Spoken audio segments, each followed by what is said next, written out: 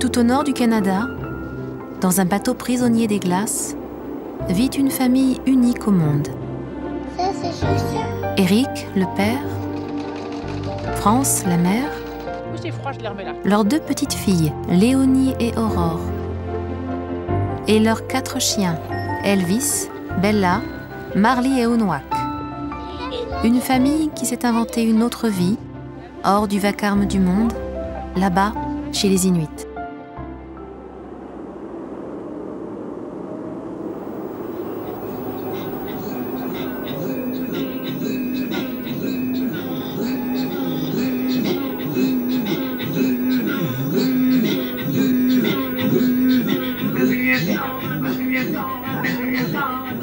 Grisfjord, le village le plus au nord de la planète.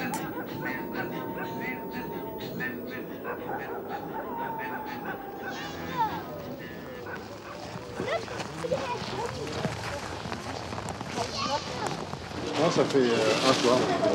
Allez, zoom.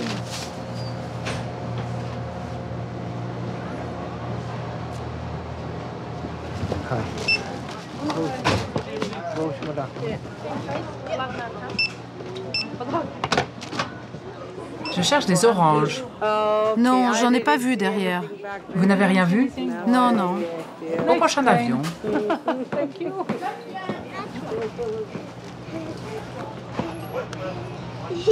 Yes.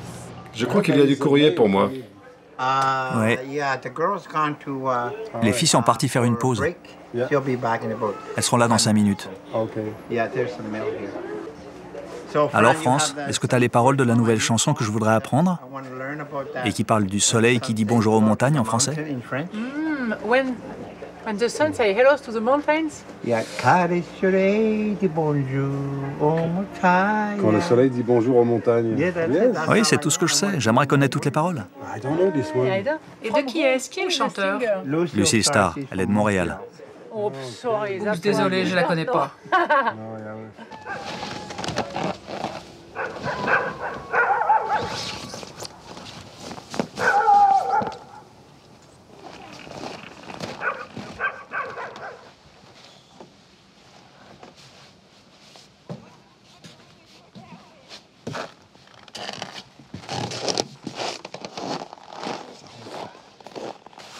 France et Eric sont 2 étonnants voyageurs. Ils ont navigué et sillonné toutes les mers du pôle. Ils se sont une première fois installés au pôle Nord, tout au bout du monde, à l'est du Spitzberg. Et ils vivent depuis plusieurs mois dans le Grand Nord canadien, près de Grisfjord. Après s'être ravitaillés dans l'unique magasin du village, ils se préparent à rejoindre leur bateau. Le trajet peut durer 4 heures, parfois par moins 40.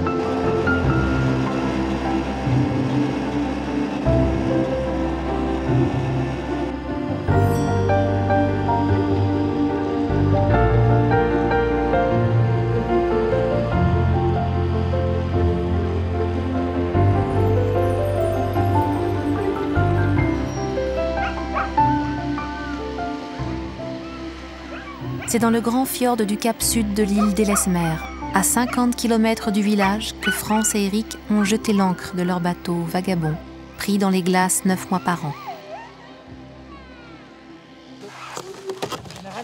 Ah, bah dis donc, il a des griffes déçues encore. Oh, regarde. Regarde le beau foch. T'as vu, là, il a dû l'attraper par là, peut-être? Oui.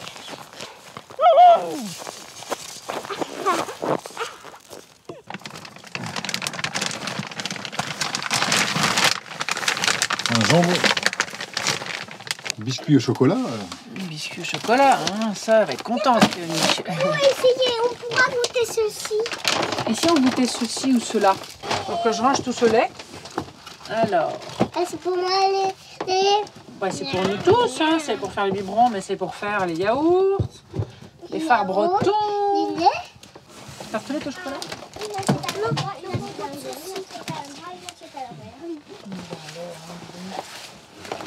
Drôle d'affaire, hein.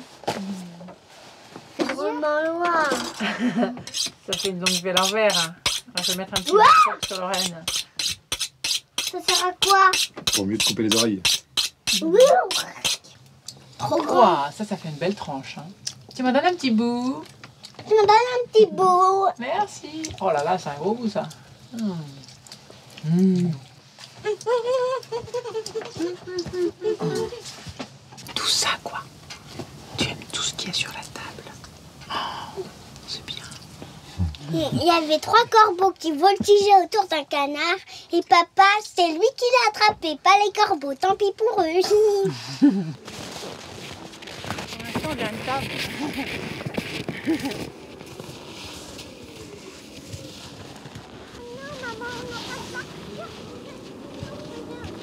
Ah ouais. Tu veux qu'on les enlève là?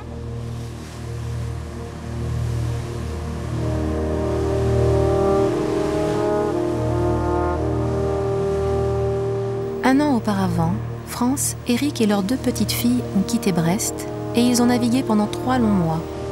Le désir du grand océan blanc n'a cessé de les tenailler.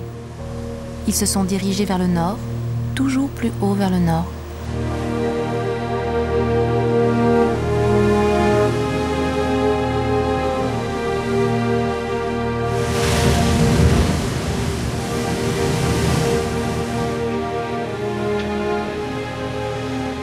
Il ne faudrait pas qu'il y ait une tempête ici. Quand je te dis tu mets les gaz, tu pousses, d'accord? Par là? Tu pousses vers l'avant, vas-y, pousse. Mets les gaz.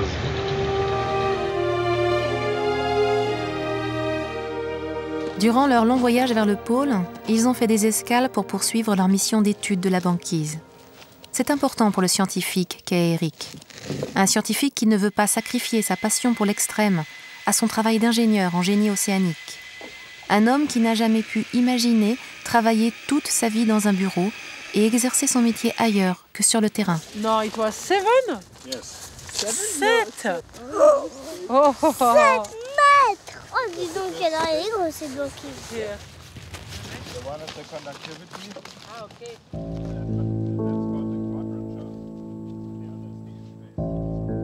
2 ours. Ah, oui. Non, il y en a combien 2 les ours. Oui, il y en a. Et regarde le 3e là-bas, tout là-bas, tu vois? Regarde, il y a un, et tout là-bas, il y en a un qui bouge.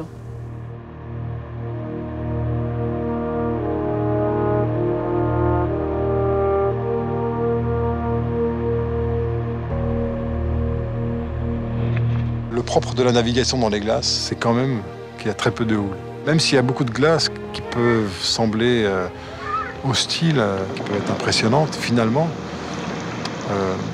pour nous, c'est beaucoup plus tranquille de naviguer avec 2 jeunes enfants dans les glaces que de naviguer, on n'a pas été aux Antilles, mais en Bretagne par exemple. C'est assez ambitieux finalement de vouloir continuer les missions de vagabond en famille avec 2 enfants jeunes. Mais pour le moment, c'est sûr qu'elles ont besoin d'attention. Mais bon, c'est un plaisir de le partager avec elles, quoi, de plus souvent. Des oiseaux qui mangent les merguez. Ah, et c'est pour ça qu'ils s'envolent? Ouais.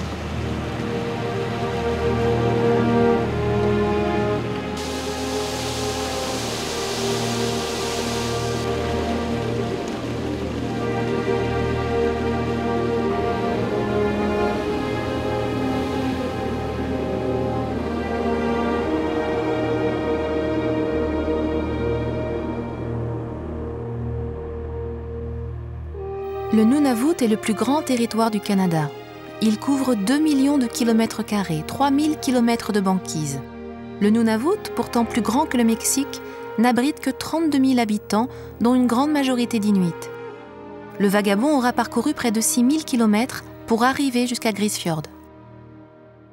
Le courrier pour Léonie. Qu'est-ce qu'il écrit? Léonie.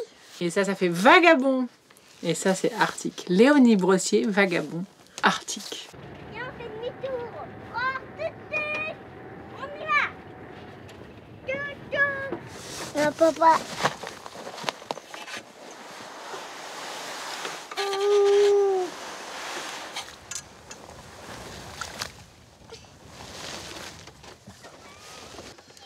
Léonie, qu'est-ce que tu veux faire aujourd'hui avec ta baguette magique? 40.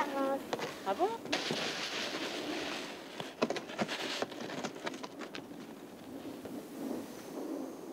Le premier avantage de cet endroit, et ça on ne l'avait pas soupçonné, c'est que l'endroit où on s'est posé est complètement abrité du vent.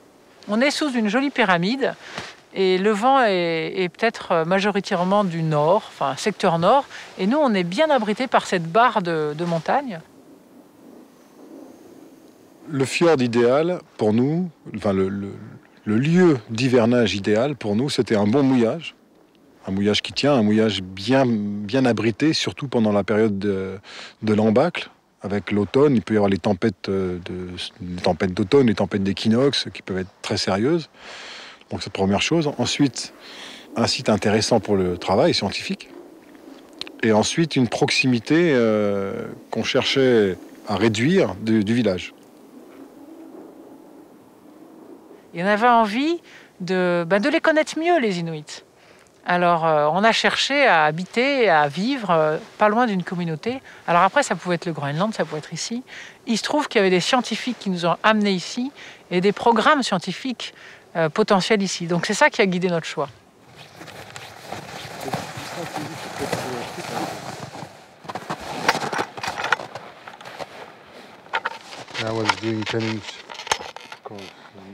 Eric travaille avec Christian Haas, un glaciologue allemand vivant au Canada.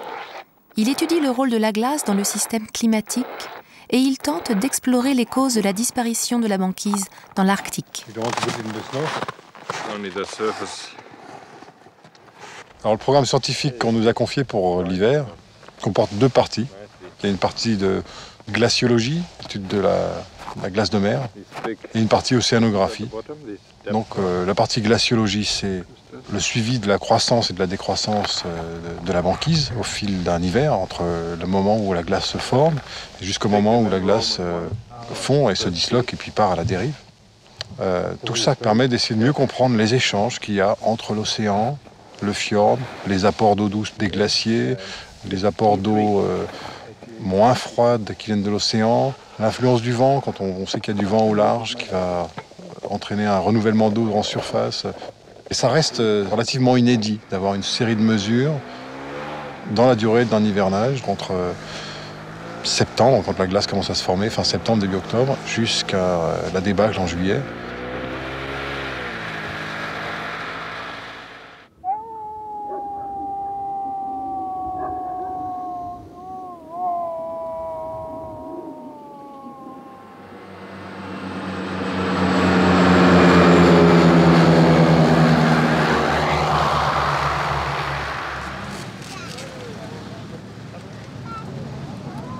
Lorsque la météo le permet, France et Eric retournent au village de Grisfjord où vivent 140 habitants. Grisfjord en Inuktitut signifie « le lieu qui ne dégèle jamais ». 2 avions par semaine transportent ravitaillement et passagers jusqu'au village. Mais parfois Grisfjord est coupé de tout. Certains hivers, l'avion ne peut pas passer pendant 1 mois. Alors il faut s'organiser, il faut retrouver un mode de vie plus traditionnel et se contenter de la pêche et de la chasse. Toute l'eau dont le village fait usage vient des glaciers. Elle est recueillie durant l'été avant d'être stockée pour l'année dans 2 grandes citernes. La grande ville la plus proche, Iqaluit, est à plus de 2000 km. C'est tout big. Alors pour faire connaissance avec le village, on a proposé une projection d'un film qui racontait nos expériences au Svalbard. Et ça s'est déroulé à l'école. Et puis à la fin de la projection, une petite dame qui est venue nous voir en nous disant « Si vous voulez, vous pouvez venir prendre une douche à la maison, boire un café ». On nous a expliqué où était sa maison. Et puis finalement, 2 jours plus tard, c'est France la première qui y a été. Et puis très vite, il y a eu une affinité qui s'est créée. En fait, je pense que notre mode de vie sur le bateau ressemble en pas mal de points au mode de vie qu'ils avaient autrefois et qu'ils ont aujourd'hui quand ils sont en campagne de chasse, quand ils montent la tente ou parfois ils montent un igloo ou bien ils vont utiliser une cabane pendant quelques jours. Bon, ça rapproche peut-être les gens et je crois que cet aspect-là, ça lui a donné envie de nous connaître. C'est sans doute du village, la femme, le personnage féminin du village, la plus proche de la nature, la plus en osmose avec la nature, celle qui aime le plus vivre dans la nature.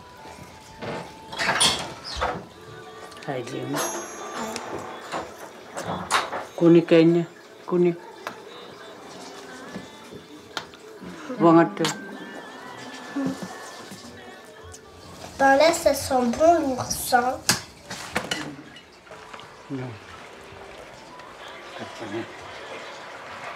Waouh!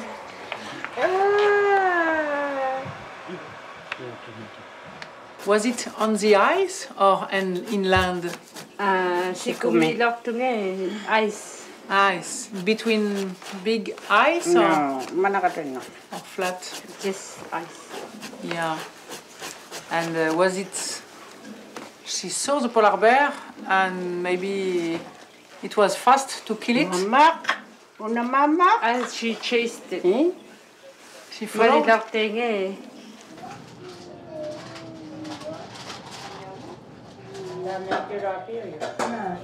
Je dirais l'Inuit est un peu impassible au premier abord. Donc il faut essayer de ressentir les choses plus que de les comprendre. Et Liza, qui est très active, avait toujours fait ce qu'elle a à faire et elle nous a dit sentez-vous comme chez vous. Donc à nous de faire ce qu'on a à faire aussi. Et on peut vivre à côté, il y a des moments où on se rencontre dans la même maison. Évidemment, il y a la vie de la maison, mais j'ai jamais senti de méfiance. Et je pense qu'ils savent une chose aussi, c'est qu'ils sont maîtres sur leur terrain. Ils sont maîtres sur leur terrain, ils le connaissent, ils savent que pour l'étranger, il est dur leur terrain. Alors ils nous voient avec des petites filles, ils disent « les pauvres !» Alors certains se sont peut-être dit « mais ils sont fous !» Et puis après, ils ont vu, les filles, ils ont vu qu'elles avaient l'air heureuses de vivre et puis que Léonie leur a dit qu'elle aimait cet environnement.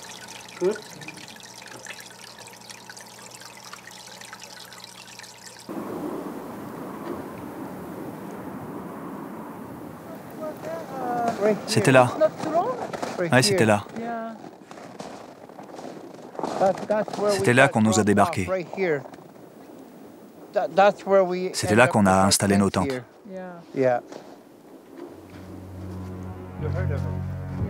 Larry Odlaluk est l'un des seuls survivants de la communauté d'origine, celle qui fut abandonnée par le gouvernement canadien sur cette plage de glace où son père, Isa, est enterré. Isa, oui. Isa, oui. Il est né le 17 mai 1898. Et mort le 31 juillet 1954. En 1953, en pleine guerre froide, le gouvernement canadien décide d'asseoir sa souveraineté dans cette partie de l'Arctique.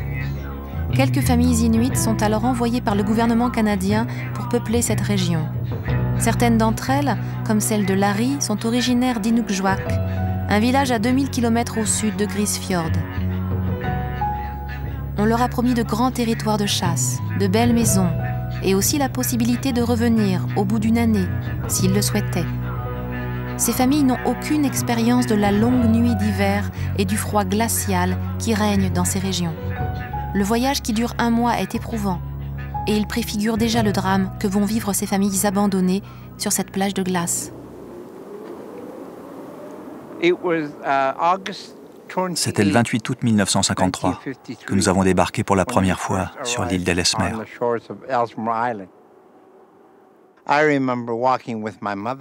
Je me revois marchant avec ma mère, cherchant de la bruyère pour faire du feu.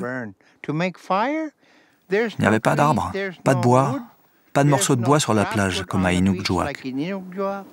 Ici, il n'y avait rien.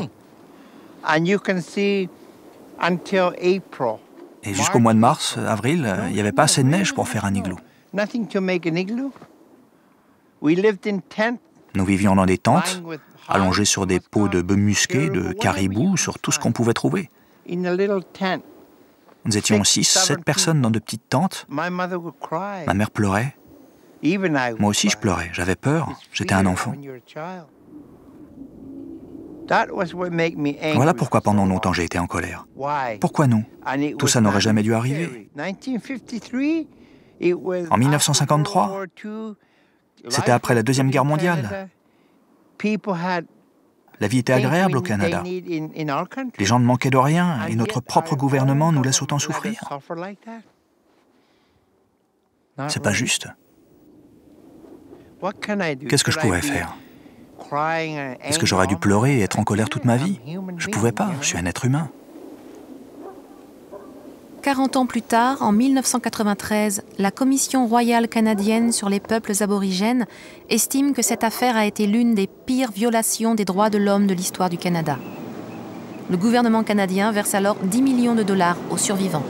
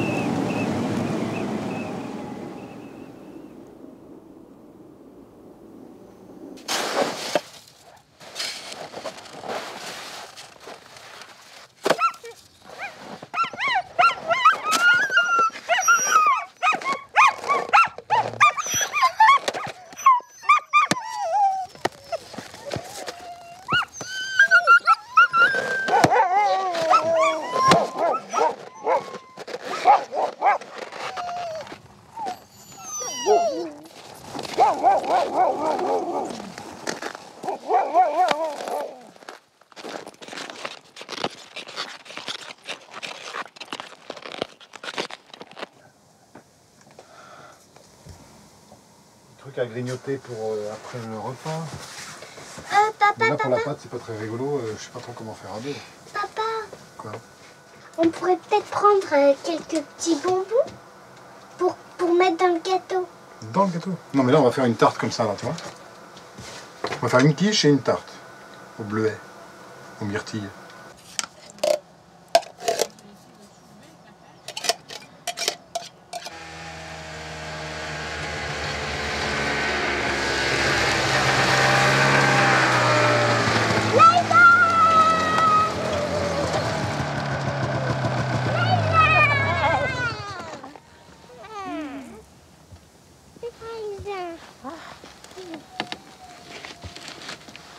Chin chin.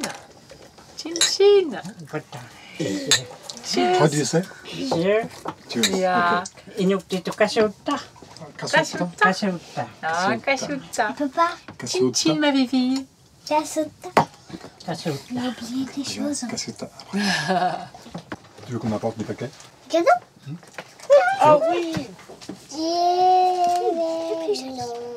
Alors là, Alors là, ouh, qu'il est joli. c'est Merci. de ma part. Léonie. C'est parce qu'on l'a fait ensemble. Mais c'est surtout moi. C'est surtout Léonie. elle, hein. Moi j'ai juste fait le nœud. Hein. Il est joli. C'est papa qui a juste me prêté le crayon et il m'a fait le nœud. Oh, il y a du dessin là. Oh, il y en a plein. Oh. Ouais, il est beau celui-là. Ah, il me fait ramener. Ça c'est le cadeau de Liza. Le plus gros c'est Liza. Yes. Oh, so good. Regarde. Une peau de phoque. Ah, you know what I wanted. You know what I like. I know. Joyeux anniversaire, maman. Joyeux anniversaire. Oh, qu'il est beau. Bravo, tu m'as bien aidé, hein.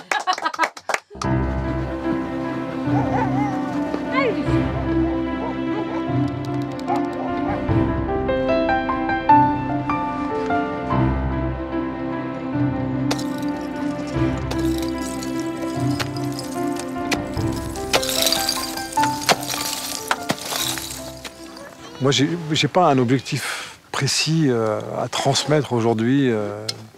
J'ai pas réfléchi dans ce sens-là par rapport à Aurore et Léonie. Je me suis pas dit on va venir ici pour leur transmettre ça.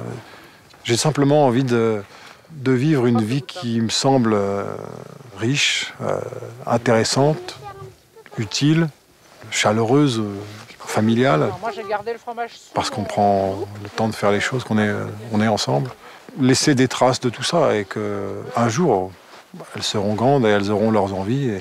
Mais peut-être que ce mode de vie, bon, peut-être un peu simple, qui permet d'autres choses, leur donnera envie d'aller au bout de leurs rêves, de leurs idées et d'essayer des choses.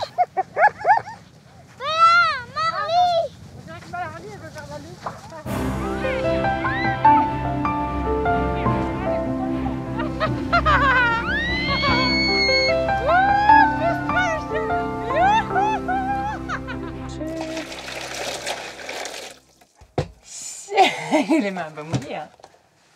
Regarde, on perd les cheveux. Regarde. Oh, le savon, il vient dedans, il vient en bas. Oh, c'est agréable, ça. Tu peux t'asseoir si tu veux sur la serviette. Non? Tu te caches dans les gants? Mais tu te caches dans les gants, on dirait. Oh, on avait de la crème sur mes gants.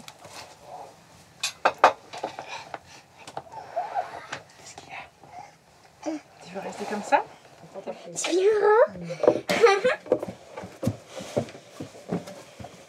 Fais attention, peut-être qu'on ne va pas y aller les deux à la fois, parce que sinon j'ai peur qu'on se casse la figure l'une sur l'autre.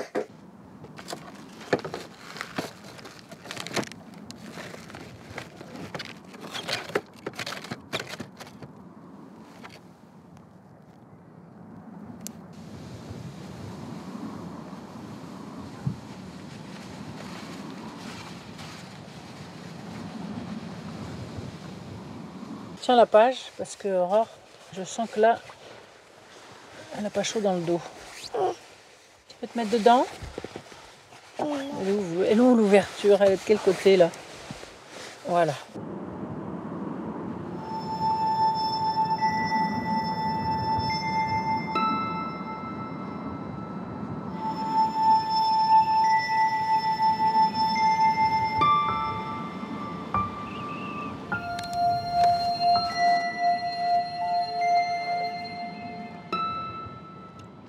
Charlotte est un peu embarrassée.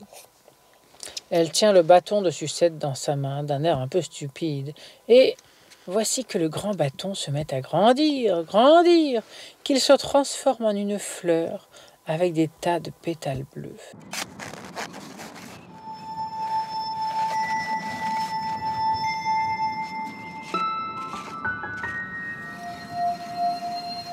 Quand il fait froid une nuit et qu'on est seul, avant même d'avoir les chiens, ça demande un peu de concentration. Chaque geste est pensé à l'avance. En marchant, on réfléchit, bon alors je vais faire ça, et puis ça, pour pas casser un câble qui est très froid, pour pas attraper une onglet, pour oublier de regarder autour de soi s'il n'y a pas un plantigrade qui est un peu trop curieux. Enfin,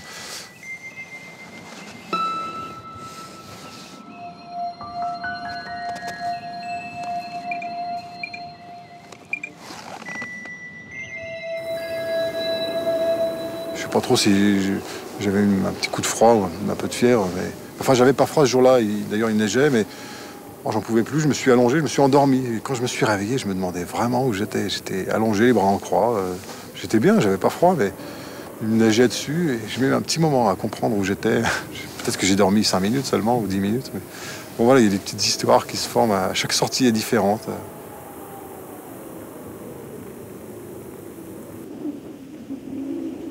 Qu'est-ce que vivre à une cinquantaine de kilomètres d'une communauté du bout du monde? Il faut imaginer Eric partant seul. Quand le blizzard, le grand blanc, la glace et l'obscurité l'entourent, quand la température a chuté à -50 et que les ours attendent placidement de savoir si sa motoneige va repartir et si, dans le cas contraire, ils vont abandonner toute réserve.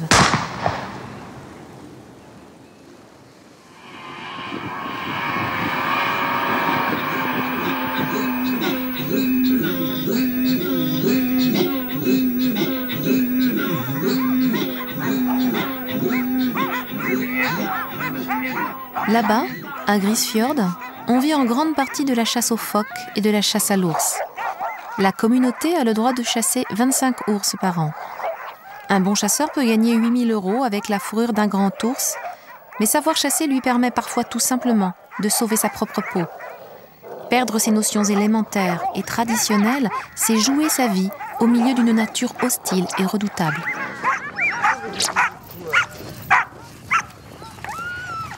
Après, il n'y a pas que les chasseurs, il y a des gens qui vont aussi utiliser les produits de la chasse. Ce qu'on fait avec, par exemple, des gants en peau de phoque, ou les fourrures autour des capuches, ou les bottes en peau de caribou et d'ours, ou les pantalons en peau d'ours.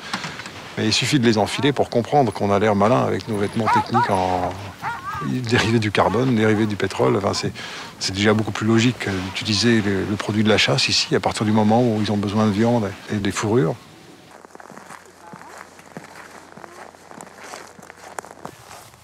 Les petites dames du village ont toutes les occasions possibles pour se retrouver. Et alors, elles ont un planning chargé. Le lundi, il y a scrapbooking. Le mardi, il y a... c'est quoi? Par exemple, muskox. Muskox, apprendre à traiter la laine de bœuf musqué. Ça fait des mois que ça dure, mais parce qu'il faut d'abord retirer la laine chaude dessous les longs poils du bœuf musqué. Donc, il y a cette peau qui est étalée au milieu de la pièce. Après, il faut trier la laine.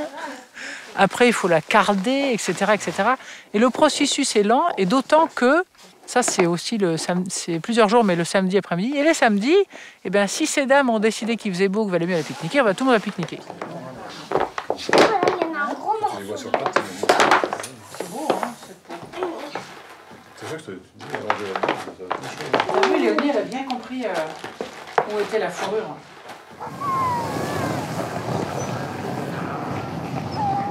Larry Audlalouc est un véritable homme-orchestre.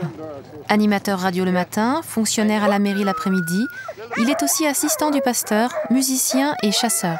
You kept a lot. I catch a lot of seal. You kept most of the skins. Yeah, the one for my wife for making clothes. Eh? You gotta have a sharp knife for butchery.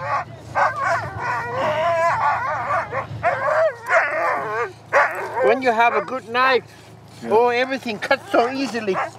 It's beautiful.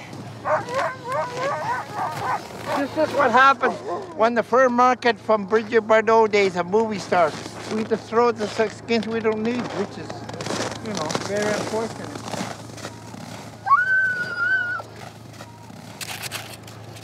My uncle, if he lived today, he'd laugh at me. He'd say, "You wimp, you can't do it with them bare hands." Yeah, I know.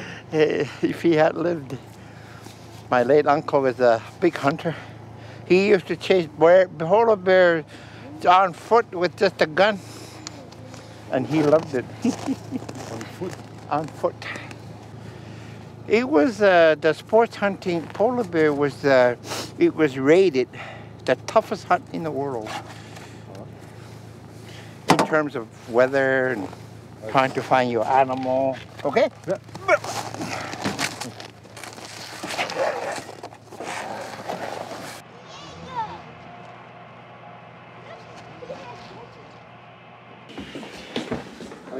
Hi. Okay. 1, 2, 3. Unu sakur ininun, ulume, kijukomoyo, ulume, kijukomoyo. I already. No, you got with you. You were on Monday. Léonie est une petite fille comme les autres, qui va à l'école et qui rêve d'être une princesse. Mais Léonie connaît depuis toujours la glace et les ours. Elle sait reconnaître un guillemot et les traces d'un lemming sur la neige. Elle sait ce qu'est une station dérivante et un carottage. Et elle mange du mactac, de la peau de narval. This is nattiyat. C'est nattiyat. Si à 5 ans, Léonie apprend à lire et à parler Inuktitut avec sa maîtresse Pipili, elle apprend aussi à chasser les phoques. Et elle sait surtout ce qu'est la vie de famille, quand le quotidien s'invente dans l'exiguïté du carré d'un bateau.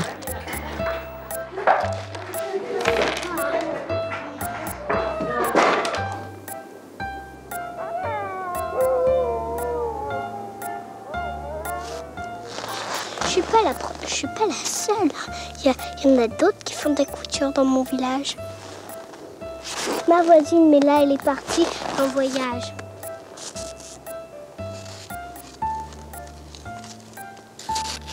La neige, moi, je mange. Moi, je dis que la neige, c'est de la mousse au chocolat. Comme ça, j'éloigne bien parce que sinon, j'ai peur. En fait, il faut ni le mettre proche des lèvres, ni le mettre proche de la langue, et encore moins près des dents, parce que les dents, comme c'est sec, on a le droit de croquer, mais il ne faut certainement pas toucher la langue, sinon c'est drôlement dangereux.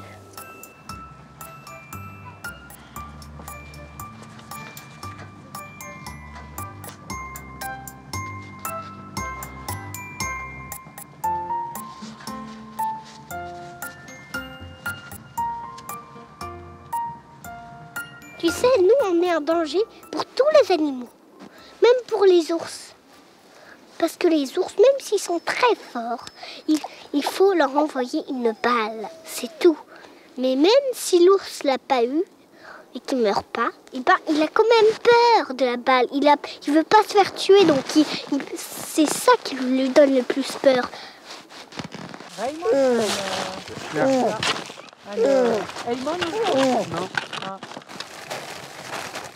Un jour, la famille reçoit la visite de 2 chasseurs du village. Ils ont trouvé un bébé phoque, égaré sur la banquise, qui par chance n'avait pas été dévoré par un ours.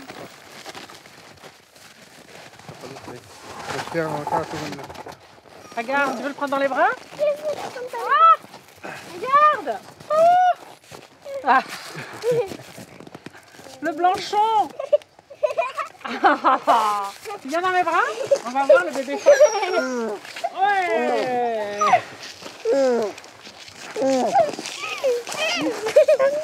She says, I hope he will not go to the dogs. No, for sure.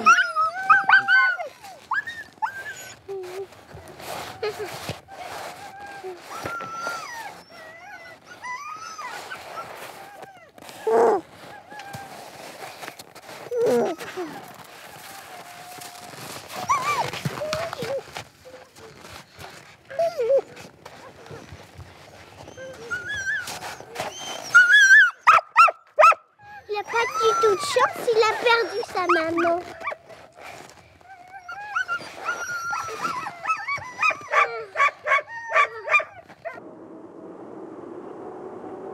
Oui, mais tu n'es pas obligé de faire des lignes, tu peux en faire des petits et des grands sans ligne là. Il faut bien que tu fasses ce geste, comme ça tu le mémorises, et après tu peux en faire des petits et des grands partout autour.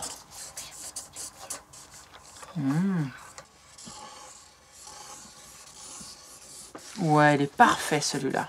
I et N, ça fait... Je t'aide? Ça fait un. Comme un gâteau, un pâté. Oui. Oui. Voilà. L'éducation scolaire, extrascolaire, tout ce qu'on veut de Léonie. C'est vrai que je suis partie avec un peu d'ambition en tête, je crois. Un peu trop peut-être au début. Mais elle était tellement en demande. En fait, elle n'avait pas 5 ans en arrivant, elle voulait apprendre à lire et à écrire. Bon. La seule chose qui lui manque, c'est le contact le contact quotidien avec les enfants. Et c'est en ça que à l'école, ça serait bien, même l'an prochain, si on est dans un village, qu'elle soit à l'école. Ça veut dire qu'au lieu d'avoir des consonnes et des voyelles, tu sais, pour faire le, la... Pas rester trop longtemps comme ça.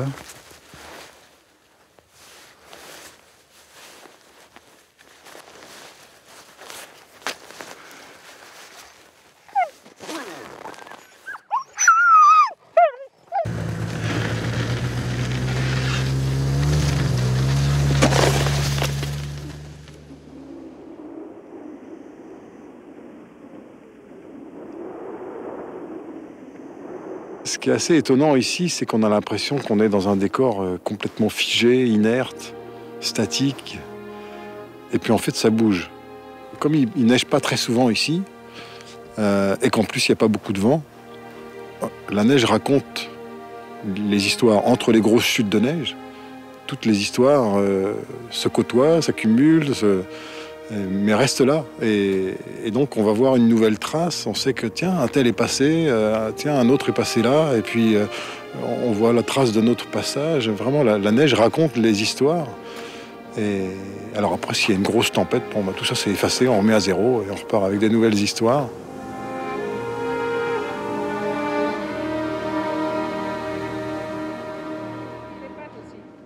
Regarde, on va voir. Elvis, viens voir là. Viens voir Elvis. Non.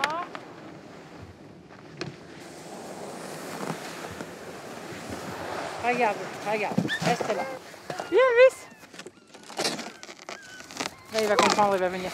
Allez, viens. Voilà. Attention, Léonie. Pousse-toi un peu. Youhou. Voilà, t'es avec nous. Voilà, se voir.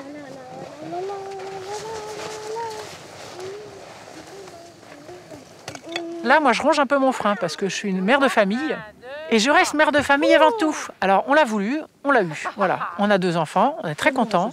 Il faut de temps en temps que je me raisonne pour me dire, allez, va. Cherche pas toujours à faire plus, mieux, tout ce qu'on veut.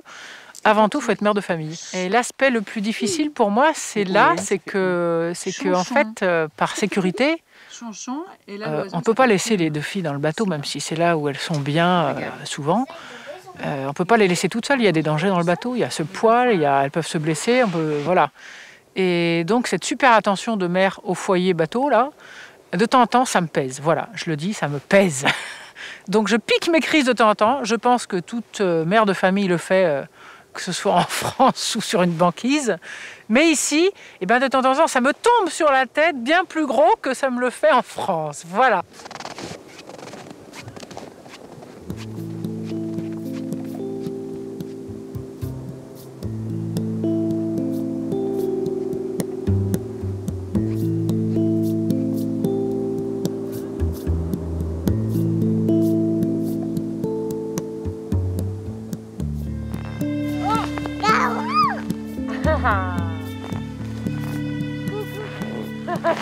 Souffler sur la table un bon coup.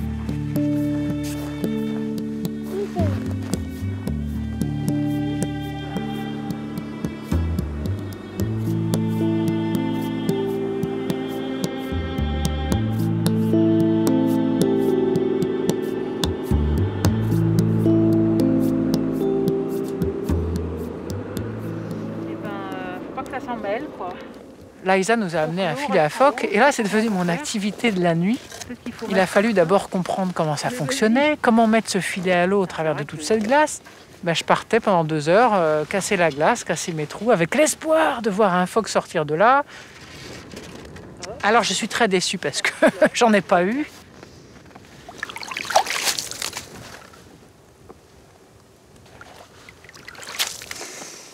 Hop! En fait, il faudrait que j'ai le haut et le bas. Le haut. Oh là là. Oh là là, on espère qu'il y en aura un jour pour que le chien soit content. Mais bien sûr, on a encore du phoque. Du phoque? J'ai une cabane pour l'eau, pour que ça reste le plus possible de l'eau. Allez, hop. Ils sont un peu cassés, alors là, je vais avoir un peu plus de mal. Ah, regarde, j'ai voulu le plus gros, il est là. Voilà. En arrière. En avant. En arrière. Un jour, à la fin de l'hiver, alors que le soleil apparaît tout juste au-dessus de la montagne, France et Eric entendent un bourdonnement dans le lointain. À leur grande surprise, ils voient arriver 1, puis 2, puis 3, 4, 5, 6 motoneiges. Une fois bonnet, masque et cagoule retirés, ils reconnaissent Liza et leurs amis de Grisfjord. C'est la patrouille des Rangers, les yeux et les oreilles de l'Arctique, qui fait une expédition de surveillance par -50. Alors, on a eu la chance d'avoir une fantastique compagnie pendant 3 jours. Ça a été une étape assez forte aussi dans notre intégration dans le village. Les gens ont mieux compris comment on vivait, ce qu'on y faisait. But we hope not too much wind, huh? Because she's spoiled. And light. One other families are Greenlandic dogs.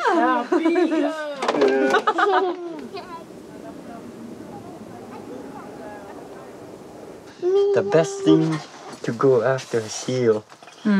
Don't wear that type of. If you have something like mangwok or Something like kamix? Kamix would be the best. Yeah. You mean no plastic ones? Yeah, Not because noisy they one. make noisy. This Yeah, way? noisy. Yeah, les trucs russes là. That way you Valenki. get really close to it. Come. Close This enough way? to shoot. Like for instance, it would be kind of like hold From on here to to that. here? It would be Yeah. kind of tight like this, And like this and like this. and you just put your gun right here. Like this would be kind of Ah, tight, time. and it would be like this. Next time, I will try to be I a think, good I comment think des students. you'll catch one. Ah, I good. believe you will. Yeah.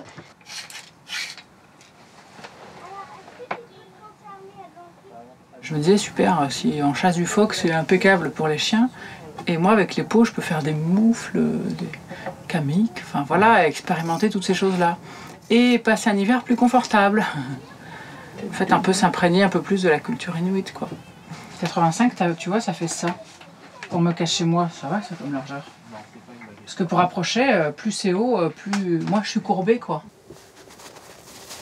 Est-ce que tu me vois?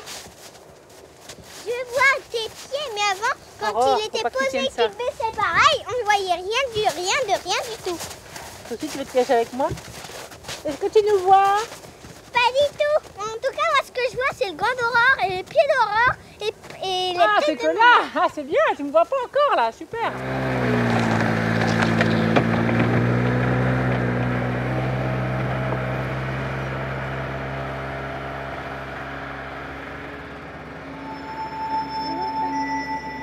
Pour vivre comme un Inuit, il faut savoir chasser, il faut savoir creuser des trous dans la glace, patienter et viser juste. Cela fait des semaines que France se prépare à aller à la chasse aux phoques et qu'elle perfectionne son équipement. J'ai vu 2 phoques là, par là-bas. Bing par là et puis on va bien voir.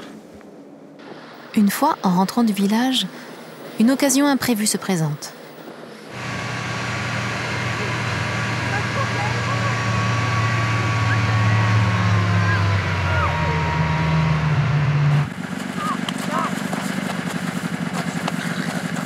Le fusil, prends le fusil. Prends le fusil, ouais, vas-y.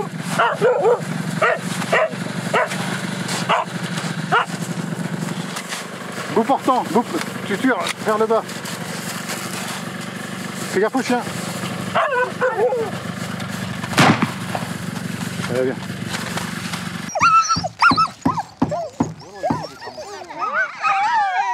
France vient de tuer son premier phoque. Une expérience violente, mais sans doute nécessaire pour se sentir au diapason du mode de vie inuit. Il faut maintenant découper le phoque, ne pas gâcher une once de ce qui vient d'être tué. La dépouille du phoque sert à survivre sur la banquise. On peut se chauffer avec sa graisse, on peut se vêtir avec sa peau, on se nourrit et on nourrit les chiens avec sa chair. Son squelette même peut servir d'arceau. Et on peut aussi fabriquer une luge avec la peau d'un phoque. Comment? Voilà. Vas-y, c'est Bella.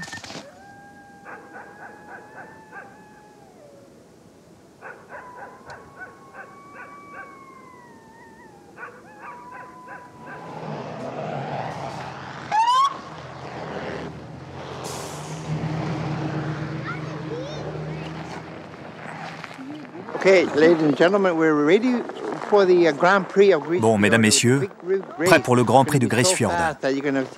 Ça va aller très vite. Chacun va se battre pour gagner le prix. Et ça va être fantastique. Et j'espère que vous allez apprécier. Ça va être encore mieux qu'une course de lièvre. Alors amusez-vous et encouragez votre équipe.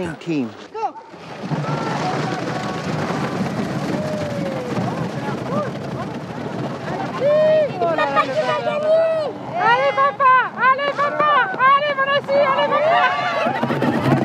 T'as vu, c'est papa qui a gagné!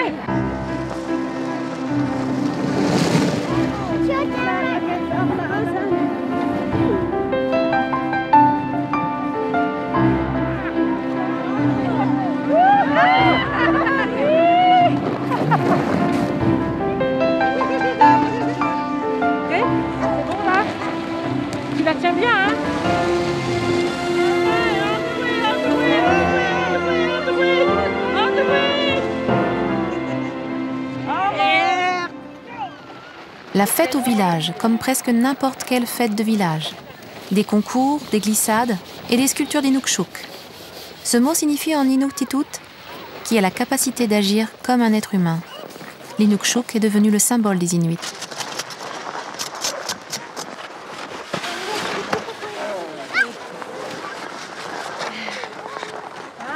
This one is big.